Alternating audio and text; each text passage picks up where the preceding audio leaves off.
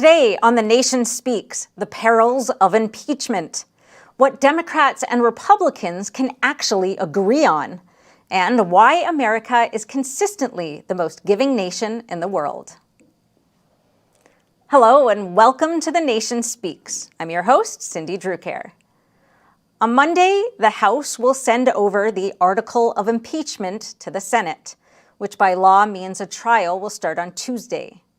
The single article against now former President Donald Trump accuses him of incitement of insurrection after the deadly breach on the Capitol on January 6th.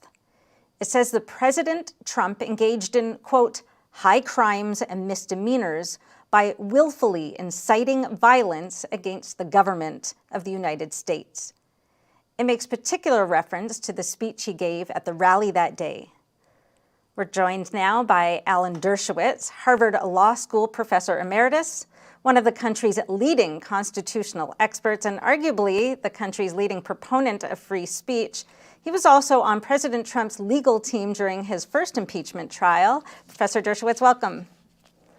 Well, thanks. Sometimes I think I'm the only proponent of free speech left in America. Certainly on the left and among the liberals, we're seeing this massive movement towards censorship from the least expected group of people, including writers and editors and people in the newsrooms and social media people and academics. And lawyers and law students. Right. It's much, much, much more dangerous than McCarthyism, which I experienced as a young man in the 1950s, because the source of it are good and decent people who cover themselves with the veneer of progressivism, whereas during McCarthyism, we all knew that McCarthy was a bad guy. He didn't have the support of the mainstream media, of academics. But today, the movement against free speech comes from, as Brandeis put it 100 years ago, people of goodwill, zealous, but without understanding. And so it's much harder to fight against it. Right. And of course, this whole impeachment trial is about free speech and testing what the Constitution says about the First Amendment. So let's just go there for a minute. And there's lots to talk about on the free speech side. You have described this impeachment as dangerous to the Constitution. Why do you say that? Well, the article of impeachment is based on a constitutionally protected speech, a speech, in fact, that's pablum compared to many speeches that I have defended and that others have defended over the years.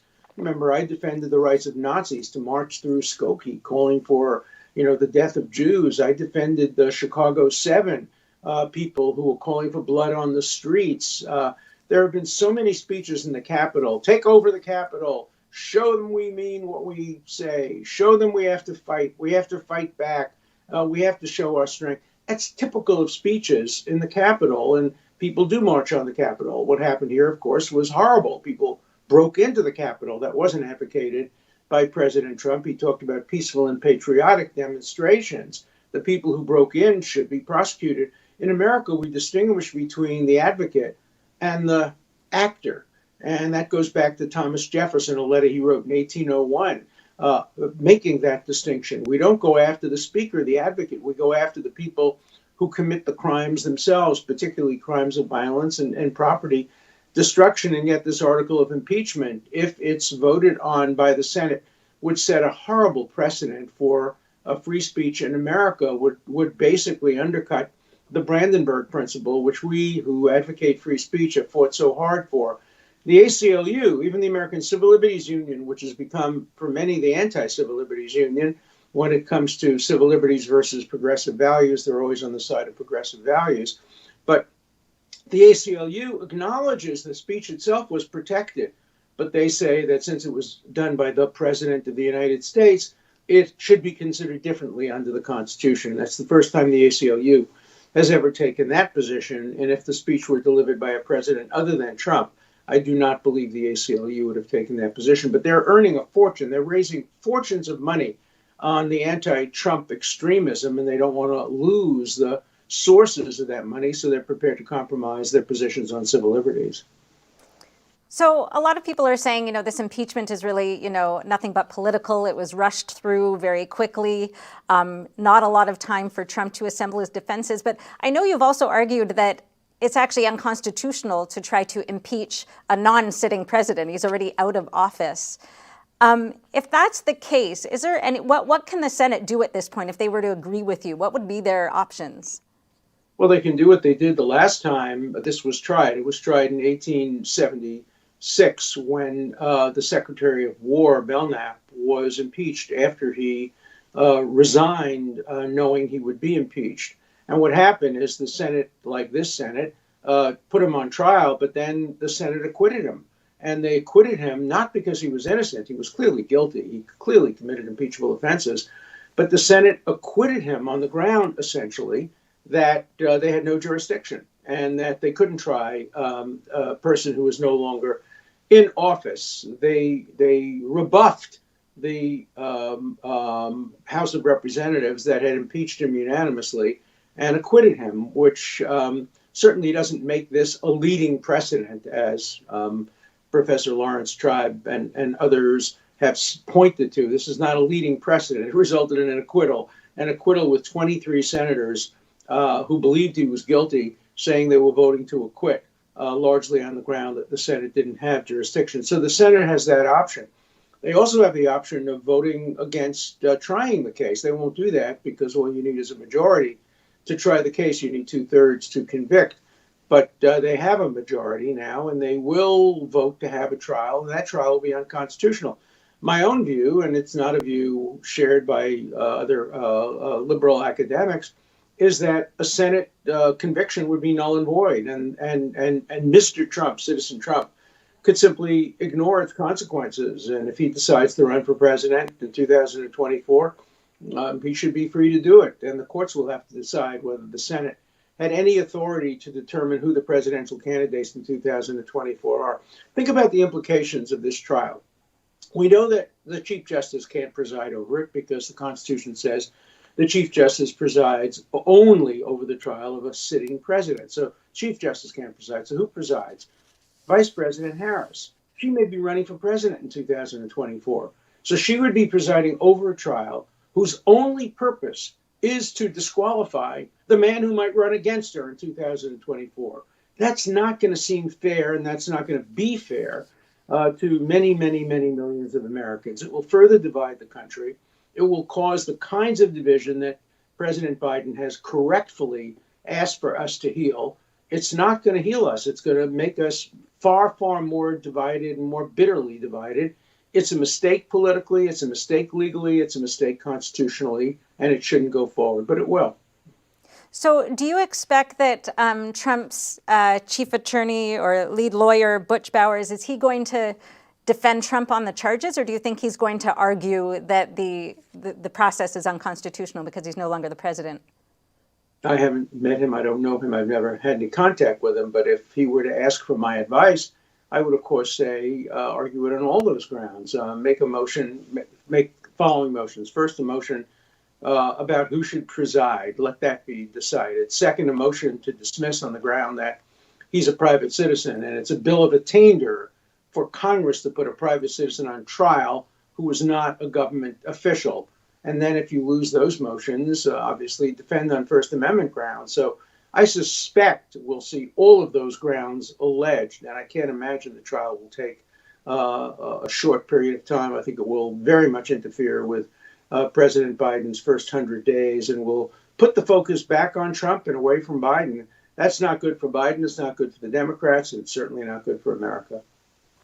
Interesting. Actually, I wanted to ask you the question about the presiding, because the Constitution is, I was actually listening to the Dersh show, which Thank you on Rumble and YouTube. Please listen. Please subscribe. Thank you for mentioning it. Yeah. It's excellent, actually. I learned a lot from it. And on Friday, you were talking about this question of presiding. And as far as I understood, the Constitution says the Chief Justice must preside over a trial of the president. But does it exclude him from presiding otherwise? I think so, because it says that the president of the Senate shall otherwise preside in all matters without a vote except to break a tie. Now, she doesn't have the vote on impeachment or removal, She can't vote to bring it up to 2/3 or to put it above 2/3. She can only vote when they are divided. I think those are the words of the Constitution. And so the division means, DI means, basically two. Division means that it has to be 50-50 with 100 current senators. So that's her role, and I don't think they can change it. And I don't think Chief Justice Roberts, who is a stickler for the words of the Constitution, would agree to preside over a trial not against the president. There is only one president, and his name is Biden, not Trump. And so I don't think that the justice has the power or the jurisdiction to exceed his authority and preside over a trial of an ex-president. Interesting. And so you believe this whole process is unconstitutional. The last impeachment, certainly unjustified. There's talks of trying to abolish the Electoral College. There's certainly a view out there that there's sort of purposeful flouting of the Constitution, possibly to weaken it in the minds of Americans. What do you think are the consequences if the people in charge don't uphold the Constitution or hold it in as high a place as I'm sure you believe should be held? Well, we hear so often from Schumer and from Pelosi that no one is above the law, by which they mean the president. But Congress is not above the law. In fact, when they impeach a president, they have to take a special oath in the Senate. And that special oath requires them to comply with the Constitution. They have no authority to violate the Constitution. It was Maxine Waters who lawlessly said that there is no law. We can impeach anyone we want for any reason whatsoever. The implication is that you could have impeached in the 1880s or 1890s a person who was elected president who was black because somebody didn't like that. So according to Congresswoman Waters, you could have impeached somebody because he was black or because she was a woman or because she was or he was gay. No, Congress is required to abide by the law, and the law says you can impeach people only for 4 reasons: treason, bribery, or other high crimes and misdemeanors. You can't just make it up. That would put Congress above the law, and Congress is not above the law. So is there any constitutional, is there any constitutional recourse that Trump could follow to try to get the Constitution upheld? Sure. He could bring a lawsuit in the federal district court. He's a resident of Florida. He could do it there. He could do it in Washington, D.C. They might transfer it to Washington, D.C., saying that he is being subject to an unconstitutional bill of attainder.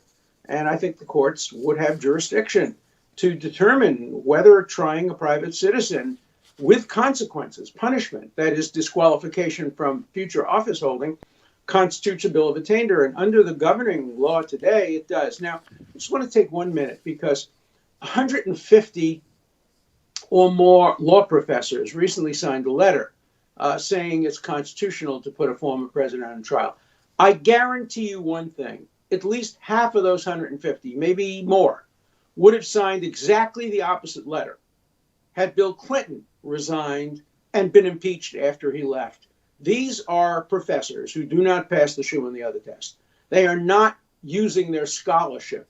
What they're doing is constructing a partisan argument and then using the veneer of scholarship as a cover for their partisan arguments. And these professors are just hypocrites, and they don't pass the shoe on the other foot test. Some of them probably do. Some of them probably would stick with their principles. But the vast majority would start with the conclusion, we don't like Trump, we do like Clinton. Let's figure out a constitutional analysis. So this is what Professor Lawrence Tribe has been doing for the 50 years that I know him. He always comes to political and partisan conclusions first, and then he finds constitutional justification. Perfect example.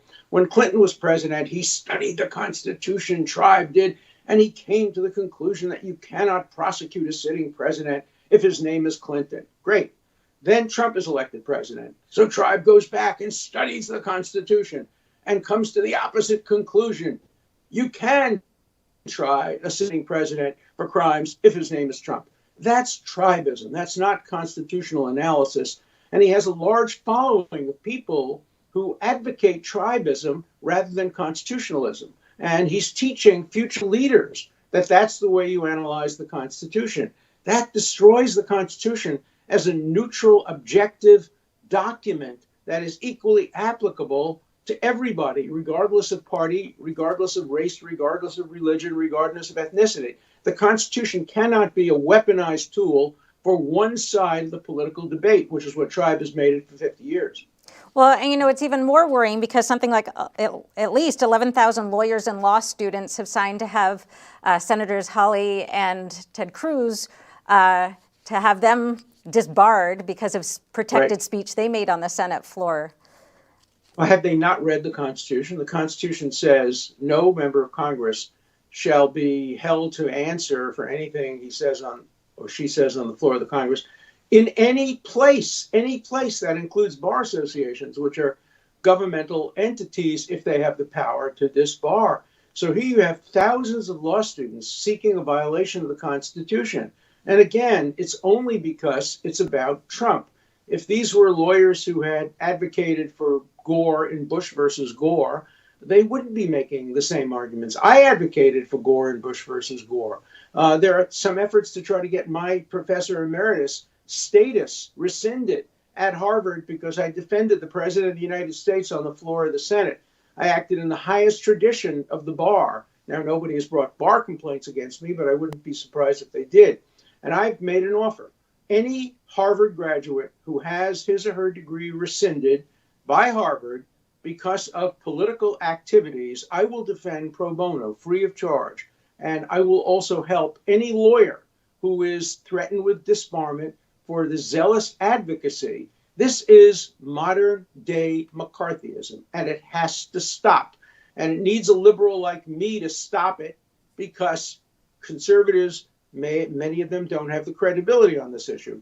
And most liberals won't fight against their liberal colleagues because they're regarded as pariahs by the academy. There was an article in a magazine saying, I am now on the margins of academia. Hey, I feel very comfortable on the margins of academia if I'm fighting back against academic McCarthyism. I grew up with McCarthyism. I never want to see it return to the United States of America, not on my watch as a civil libertarian.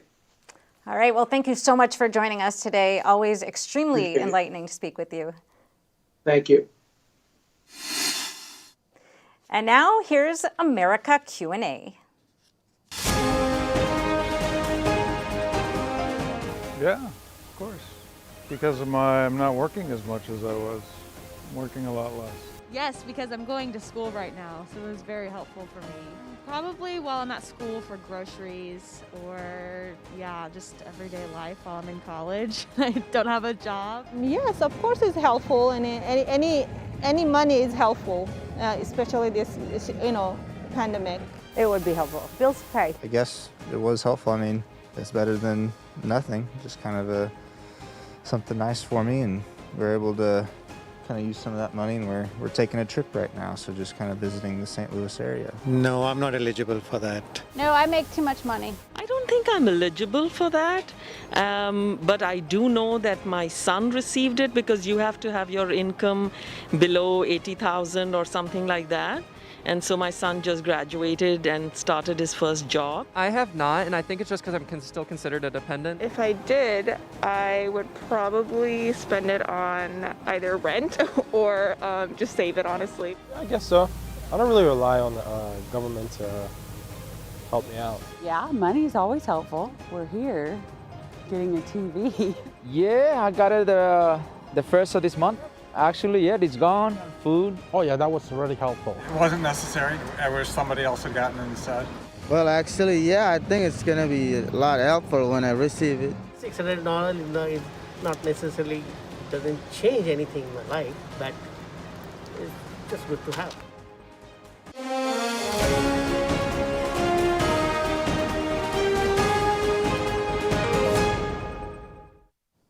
While the news cycle tends to focus on how deeply divided Americans are, there are still some issues that unite us. A new national survey found 6 big proposals that are favored by an overwhelming number of Americans from both political parties. Joining us to tell us where to find this precious common ground is Professor George Barna. He conducted the survey as research director at the Cultural Research Center at Arizona Christian University. Professor, thank you so much for joining us. This is such an interesting study and very much needed right now. Well, thanks. Yeah, I appreciate you having me with you. So why don't you start by telling us where is this precious common ground? Well, we found that there are 6 things that, regardless of whether people voted for Mr. Trump or Mr. Biden, a supermajority of them, in this case more than 70% of them, were all in favor of these things. So we're talking about increasing manufacturing jobs. We're talking about not just investing in infrastructure, but it was phrased as investing heavily in renewing our infrastructure, making Social Security and Medicare financially solvent, reducing the federal government's debt, reducing federal income taxes for individual taxpayers, and increasing the school choices available to parents. So I would assume that you're suggesting that the president and his administration go after some of these items, since there is a broad base of support, if there's an interest in uniting the country and bringing people together behind this administration. Yeah, I mean, the dominant narrative that we hear all the time is that America is irreconcilably divided. And what we're finding is, well, if you dig enough, no, that's not actually the case. If you put partisan considerations aside and realize that these people who are in office have been elected to serve us, they serve we the people.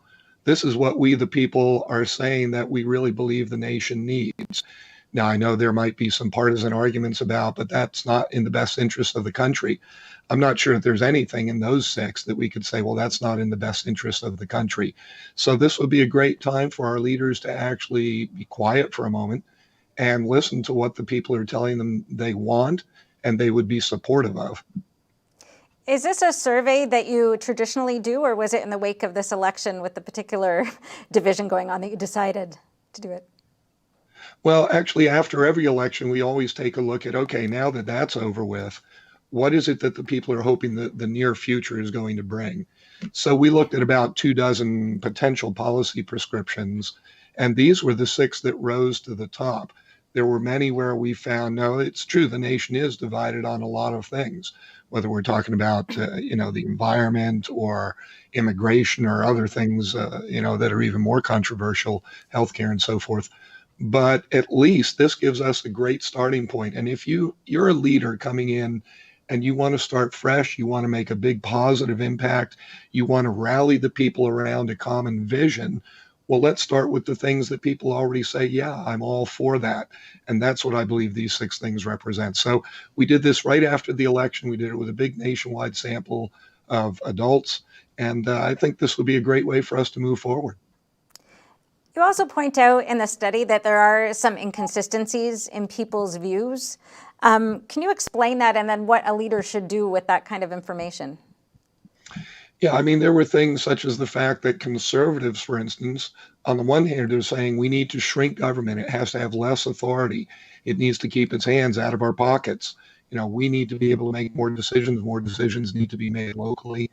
And yet at the same time that they say that, they would say things, for instance, we endorse a national health care plan where the federal government is administrating that. Well, I don't know that those 2 things go hand in hand. They want people to maintain the money that they earn. They want lower taxes, and yet at the same time, they're saying that, well, we're open to the possibility of the government coming in and redistributing people's wealth so that there's greater equity or equality, depending on how you want to look at it, which is one of the foundational beliefs, of course, of socialism, which they say they're against by large numbers. So there are inconsistencies. Some of it is language. Some of it is lack of information. Some of it's lack of understanding. And so a key job of a public official is to help people to understand what these things mean, what the implications would be, so that if people are making choices about them, they're making informed choices. Yeah, I found some of those things rather surprising myself. I also found that expanding school choice was on the list of the things that more than 2/3 of both Biden and Trump supporters support. What surprised you in these findings? I'll talk about that school choice one because it was surprising to see it there. I think it has to do with the prevailing worldview in America today, part of which says, I'm the only one who can know what's right or what's best for my own interests.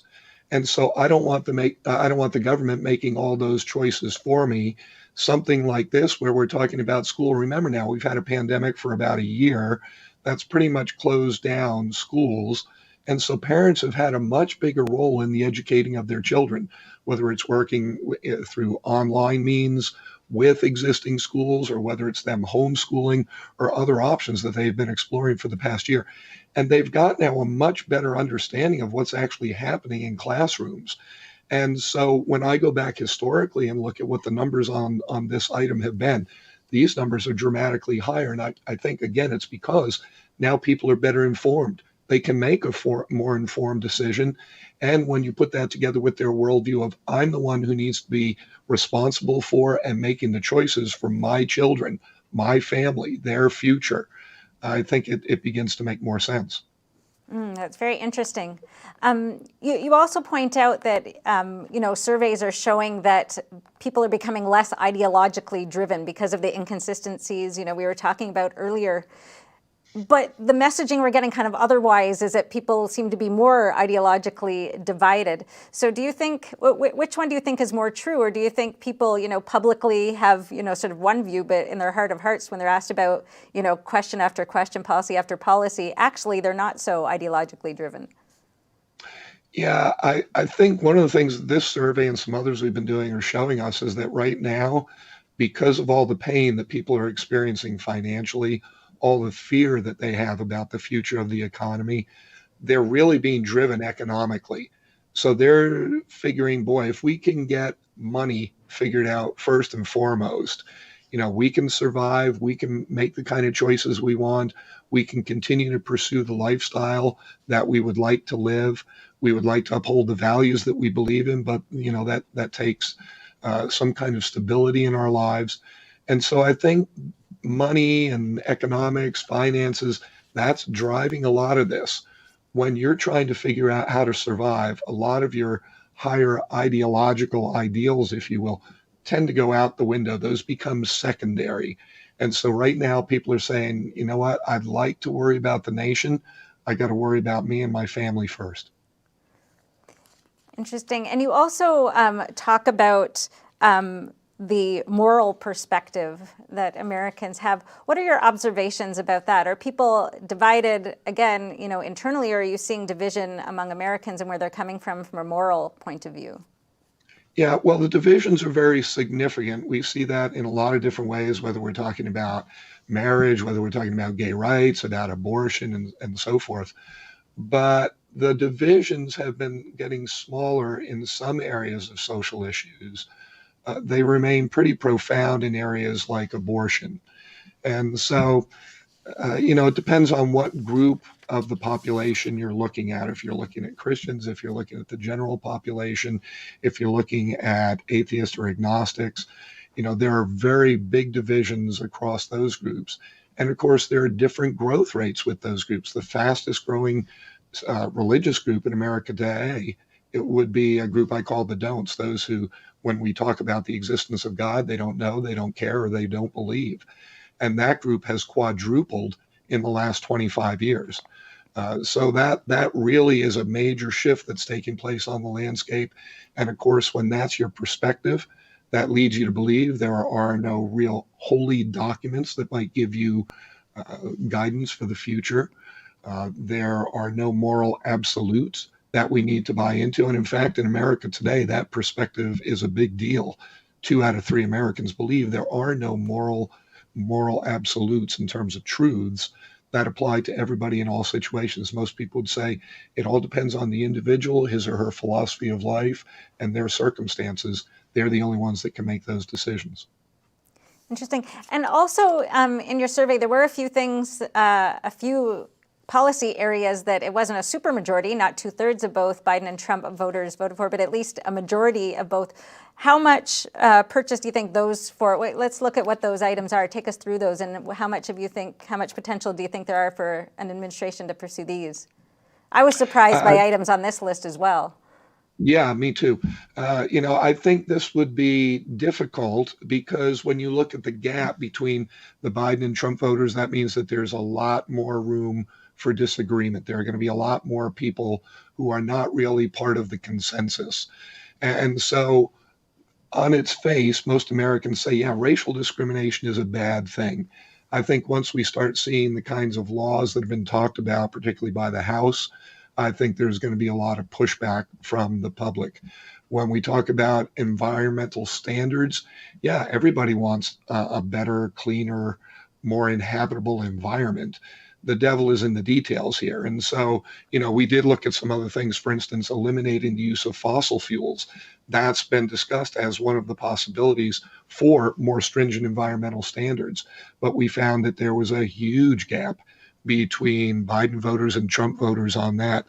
Specifically, what we saw was Biden voters are more than twice as likely as Trump voters to say that that's something they want. So you can see once you start digging down into the particulars of how these things might come about, that's where this kind of consensus might break down. Same thing regarding immigration laws.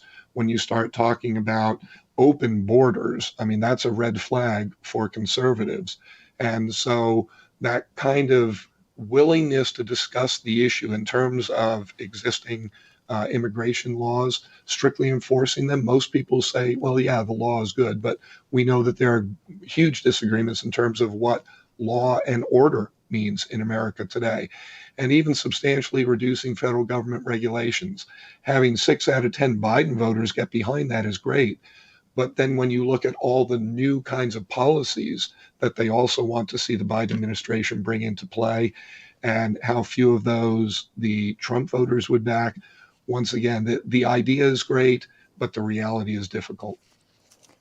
Right, and I guess what a lot of these point out is that you don't know what people are thinking of when they think of government regulations. Maybe the ones that impinge on their lives, but ones that they'd like to see go through, they'd be happy to support. Well, and in addition to that, these are questions that are asking about policies in a conceptual nature. We didn't actually give them any sense of what's the cost of this. This is what you're going to have to sacrifice. This is how much it's going to cost. Your taxes will go up by this much. The national debt will be increased by X amount of dollars. I think when people begin to see the reality of what these kinds of policies might take, that again changes the landscape. Absolutely. All right. Well, thank you so much for joining us today. It's an extremely interesting study. Thank you. Thank you so much. And coming up after the break, why are Americans so generous? But first, here's America Q&A.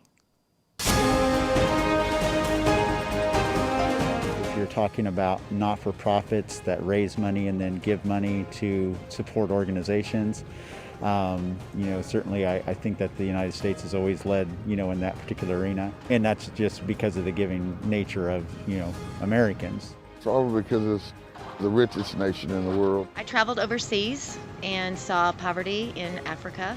And when I came back, I felt like I pretty much had everything I needed. And so it gave me more of intentionality to give away to others. I really don't know, because I wouldn't have expected that to be a place held by America. I think we have a savior complex. We're more interested in these grandiose forms of charity than living our day every day a little bit nicer and a little bit better. We'd rather write it off in some big act of charity. Because I think that's what we're based on, I think that's the way our culture is. I believe our nation was founded on Christian principles. We've been given so much freedom and, generosity. Our country has provided us with so much. I just think we're just a nation that gives back, and that's what we do as a Christian, is to give back. Because we give to everywhere.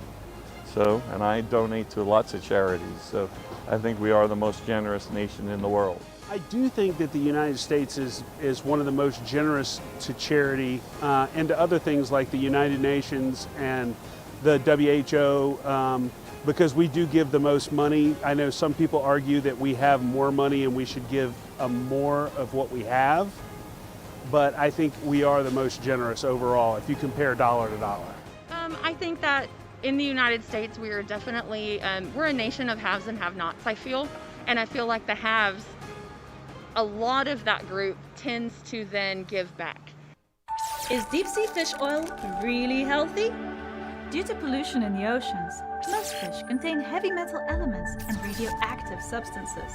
That's why it's so important to choose a pure source of omega-3. Puritang green vegetable omega-3 is made from purslane and perilla seeds, which are rich in nutrients and minerals, especially vitamins A, D, E, calcium, and iron. With natural processing and no harmful chemical additives, it has more than 90% concentration of omegas 3, 6, 7, and 9. It effectively improves brain power and is beneficial to the heart's health. Puritang omega-3 does not smell of fish and contains no pollutants, so both adults and children can safely and easily consume it over a long period of time. Puritang green vegetable omega-3. Eat 2 a day and you'll feel brand new.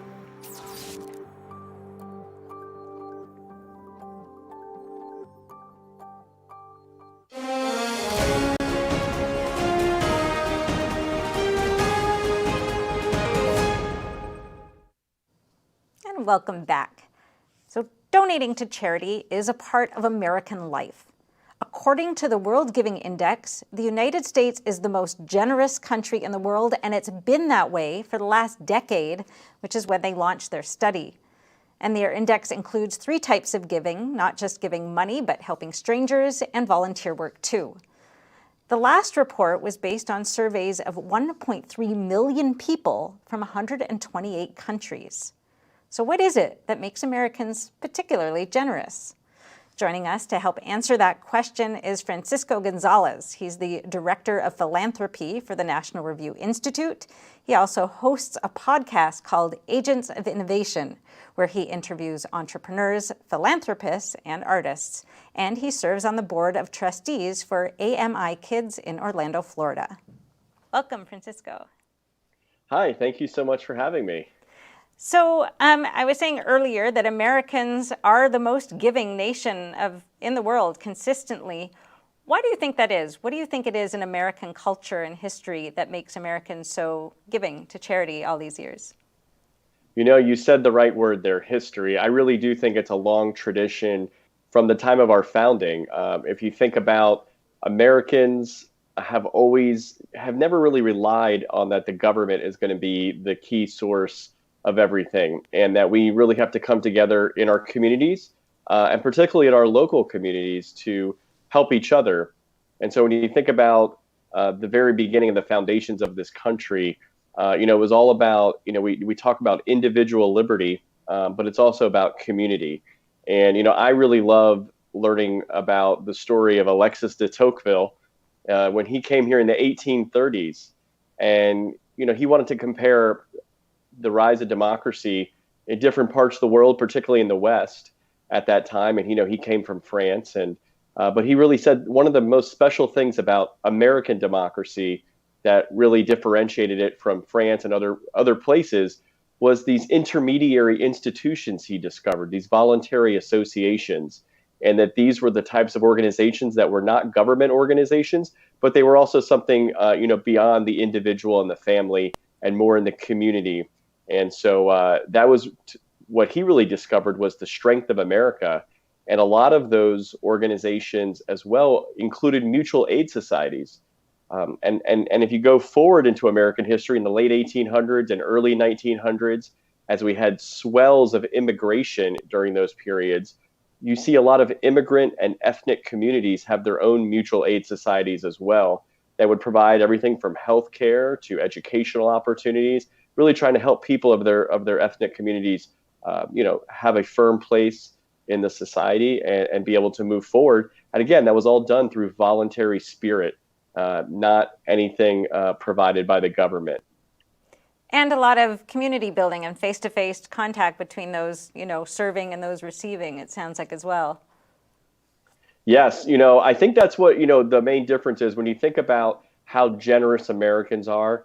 It's not just funding and volunteering and things like that, but it's that you actually, what you just said, you have face-to-face contact. When you get, and look, we need government for the, to help the most vulnerable, to be a safety net and things like that. But we need it very limited in this country, and that allows people in the community to get involved. When you get a paycheck from the government, you're actually a number and a name, and that's it. You're not a face. And so it's actually great for both the giver and the receiver to have faces, so you know who you're helping and you know who helped you. And I think as you advance further, you have a spirit where people want to continue to pay it forward. Some say give back, some say pay it forward, but really kind of return the favor. It might not be a favor to the actual person that helped you, but it might be that once you're successful or once you're in a position you could help others, you remember those that helped you. And so I think you have a constant spirit of continuity of community and philanthropy that exists in America in that way as well. Yeah, that's a really good point. It seems like there's sort of this self-reinforcing or, self-replicating loop of doing that. That's actually a really good point. So you talk to a lot of philanthropists and entrepreneurs. What do you think the connection is between the two in America? Well, I think the connection is a little bit of what I mentioned is that you have, when you're an entrepreneur, you have that entrepreneurial attitude, the attitude that you want to, maybe you're an innovator, you're a creator, you're a builder, but you also have the attitude of trying to help and serve people. When you look at entrepreneurs, a lot of times we think, oh, they built a business and they're making money and things like that. They're also creating jobs. They're also providing a service in many cases. They're providing something. It's not for free, right? It's something that they provide that you value, that you're paying for. And so I think, that's that element of service, that you saw something in the market that could be beneficial to other people. And hey, you're going to make a living off it too. But then, like you mentioned, I interview a lot of entrepreneurs and philanthropists, and many times they're one and the same person. They are both. They are the philanthropists. There are so many philanthropic people that are also entrepreneurs. And, many of them realize as they were building their business and their life that somebody helped them along the way too. We have this idea of the individual making it, pulling ourselves up by the bootstraps, and really that comes from the idea of individual liberty, and that anybody can make it, and you have a lot of opportunity in this country. But we all know that nobody does it alone. Nobody does it alone. Somebody helped you along the way. It may have been with funding. It may have been with a scholarship. It may have been with a job. It may have been just some mental health counseling. There's a lot of different ways people help each other. And so once those folks reach a point of success, they then want to turn around and help others and be philanthropic and get involved in their community in a way to, return the favor that someone once gave them. So you're on the board of AMI Kids in Orlando, and there's lots of charities that you could have gotten involved in. So why this one? It's a great organization that's been around for 50 years now, and the entire organization helps kids in the juvenile justice system.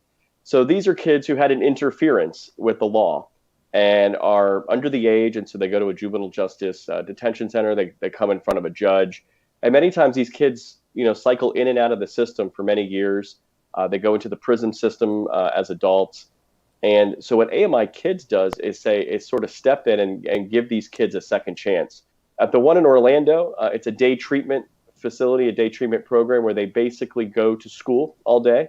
They have small classrooms, individual teaching, but also they have mental health counselors on site. They also have employment counselors that help them get jobs in the community. And AMI Kids goes out and partners with many employers in the community. And this is a way for these kids to have a community that surrounds them. I can tell you every single one of these kids I've met, they've got one thing in common. They don't come from any two-parent households pretty much. And I think why so many people get involved is, we might recognize somebody we know in one of those kids, right? We might recognize somebody that maybe interfaced with the law or had a drug issue or or maybe had a single parent or no parents. So let me just ask you, you've spoken to many entrepreneurs and philanthropists. Can you give us a good anecdote of someone who turned business, who combined these two? Yes. I get the opportunity to really interview a lot of incredible people, so it's hard to pick out one anecdote. But I'll tell you, somebody who I recently interviewed just about 3 or 4 months ago was John Rivers. I talked to him about how he started his business, which is incredible because he was actually the CEO of a $1.5 billion, $1.5 billion healthcare company. Yet his passion was for barbecue and his passion was for helping people. So when he actually encountered a young girl who was the same age as his daughter, who actually had cancer, he wanted to do something for them, and they agreed to do a fundraiser. He called it the beginning of his barbecue ministry, because he said, I'll cook all the barbecue. If people show up and they donate money, we'll give all the money to the girl and her family to help her through her cancer treatment.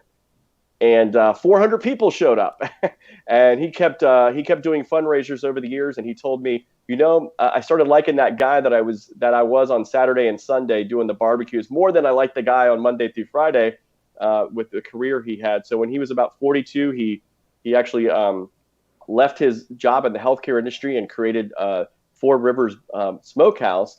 When I sat down with John in October, 6 months into the COVID-19 pandemic, one of the things I learned was he was struggling as a restaurateur as well.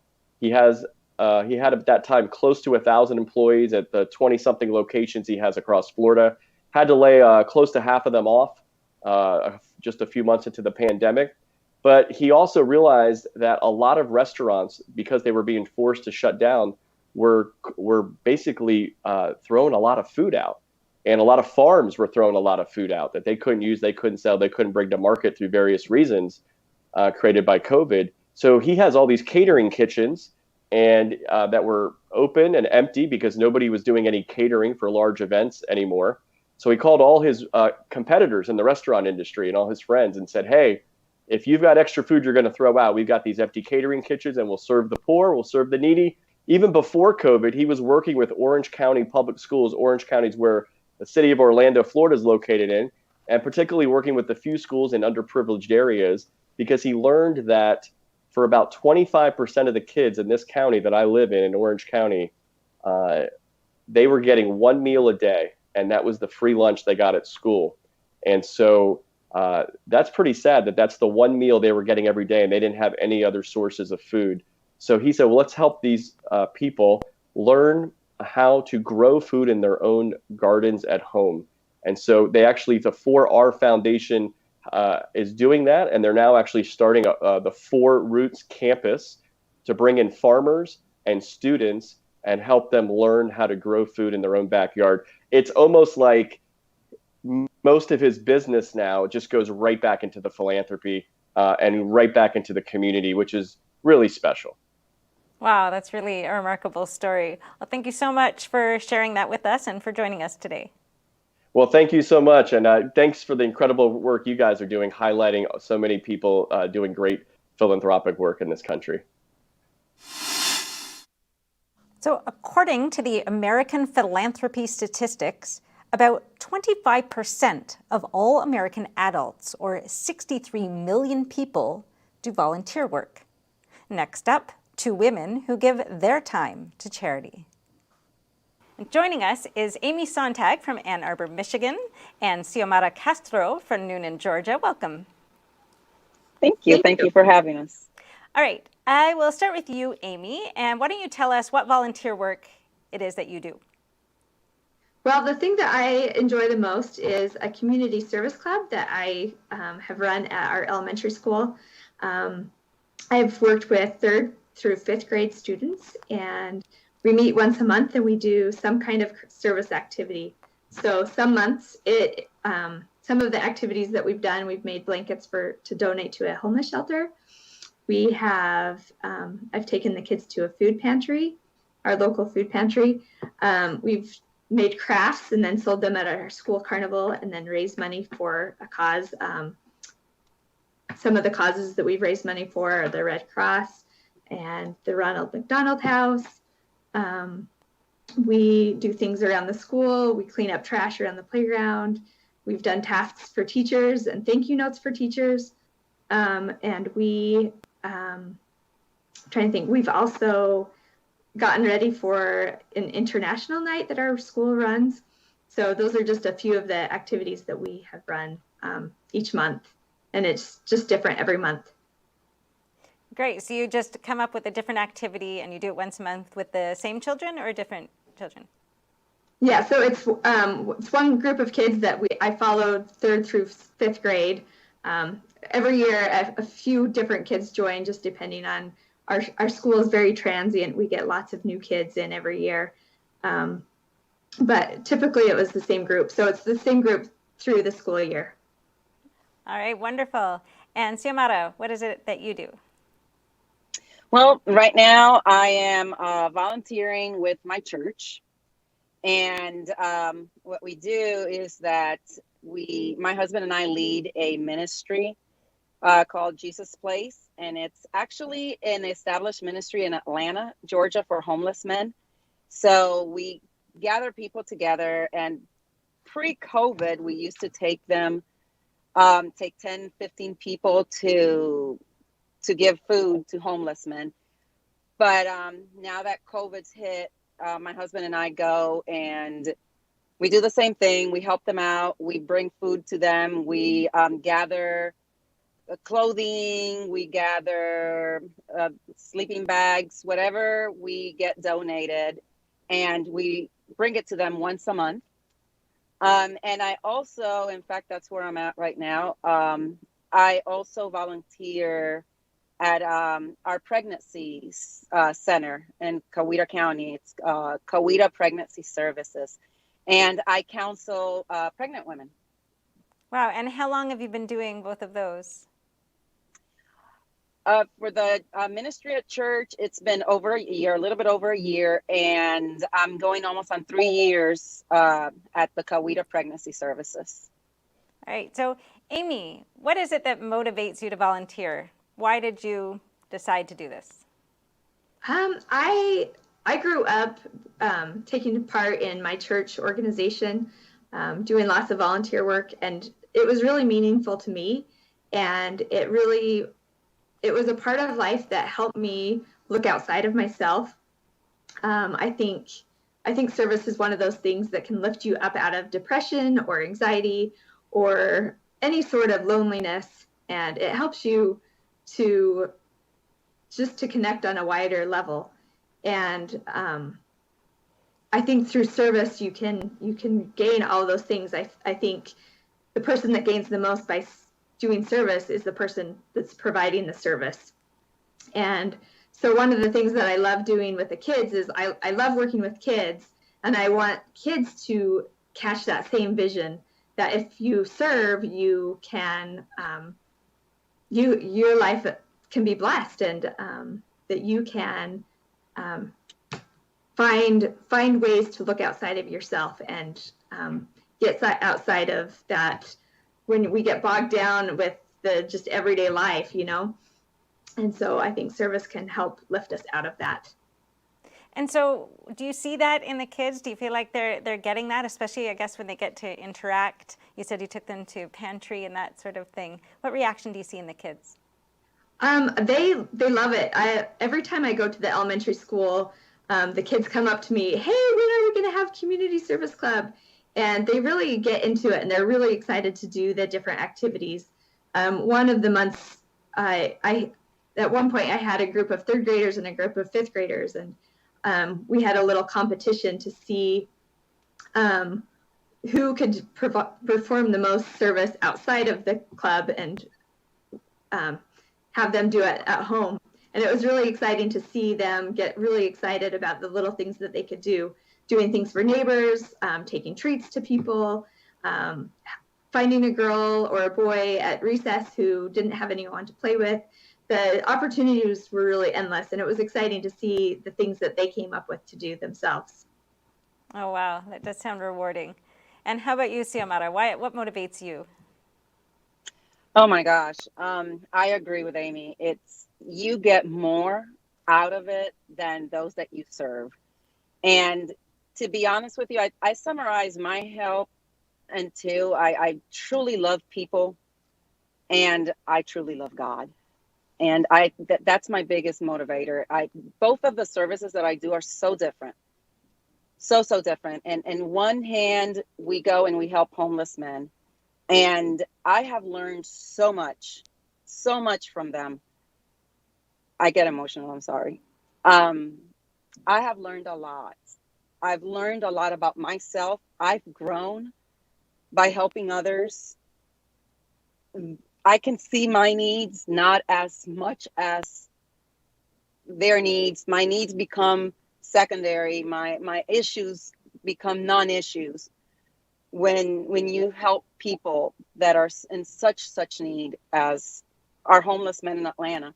And then at the pregnancy center, just being able to talk to them, to lift them up, to let them know that somebody loves them, that they're not, they're not alone in this world. And just like the homeless men, that they're not forgotten, that there are people that care about them, that there are people that love them. It gives me more joy, and I feel more blessed than anything that I can ever provide for them. It's just something that, unless you are doing it and unless you're serving, it's one of those things that you just you can't even comprehend the joy.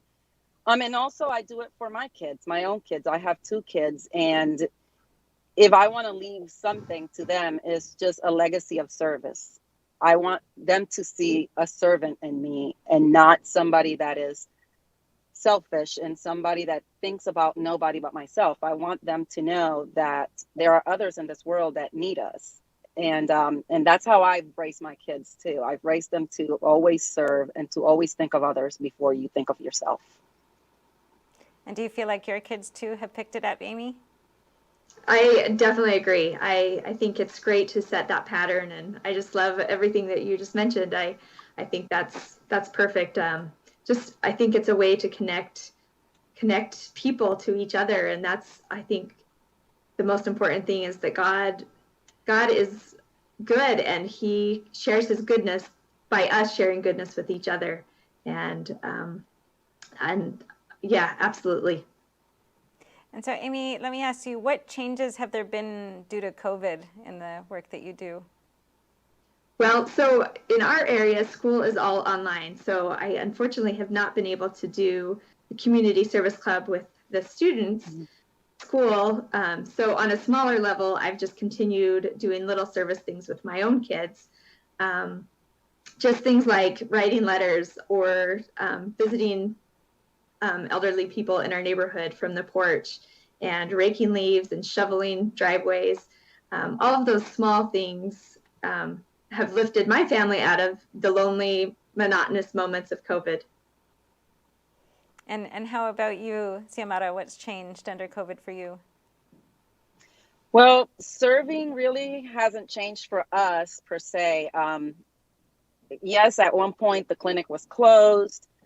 But we reopened, and we don't have it at full speed yet, but I'm coming in every week, and I keep going, and it seems like the number of people has not changed at all. However, with the Jesus Place ministry, we last year, at the same time last year, we were providing probably 40 meals the most. And we have seen an increase in homelessness. We have seen, right now, we go 80 to 100 meals that we prepare for them. So we have seen an impact with COVID. Wow. Definitely. Yeah, that's a significant increase. All right, well, thank you both so much for joining us today, and I really think you're an inspiration to others, so thank you. Thank you for having us. for having us. And that's all for today's show. Thank you so much for watching The Nation Speaks. Join us every Saturday, 11 a.m. to noon Eastern. And from all of us here, have a great week.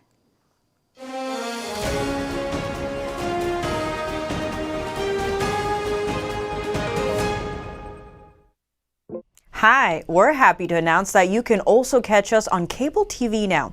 Millions of households already choose us as one of their trusted news sources, and you can too. You can watch us in Chicago, Washington, D.C., New York, and many other cities as well. And if your system doesn't carry NTD yet, you can just give them a quick call and request NTD on your cable provider. Thank you for watching. See you next time.